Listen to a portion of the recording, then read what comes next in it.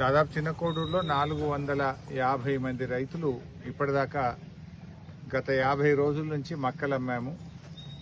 50 రోజులైనా మక్కల పైసలు పడతలేవు. 4.5 కోట్ల రూపాయల డబ్బులు రావాల్సి ఉందని చెప్పి రైతులు నాకు ఫోన్లు చేయడం జరిగింది. నిజంగా పరిస్థితిని సమీక్షిద్దామని చెప్పి ఈ చిన్న కోడూరులోని మక్కల కొనుగోలు కేంద్రం దగ్గర ఆగడం జరిగింది. ఇవాళ రేవంత్ రెడ్డి మాట్లాడితే రైతు ప్రభుత్వం అని మాట్లాడుతున్నాడు.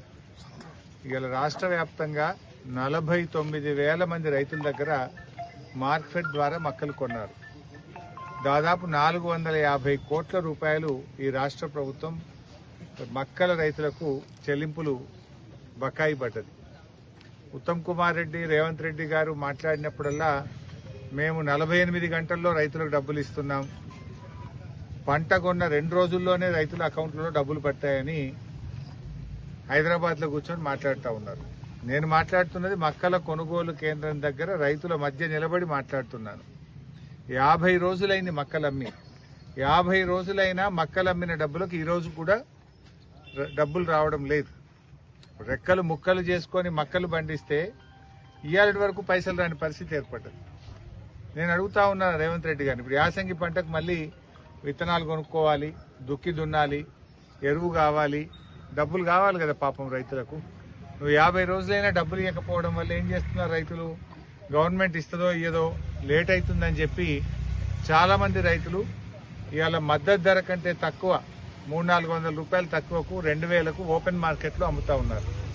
గవర్నమెంట్ సెంటర్లో అమ్మితే 50 రోజులైంది ఇప్పటిదాకా డబ్బులు రావడం లేదు, యాసంగి పంటకు పెట్టుబడికి డబ్బులు లేవు అని చెప్పి రైతులు ఇలా ఆందోళన చెందుతా ఉన్నారు.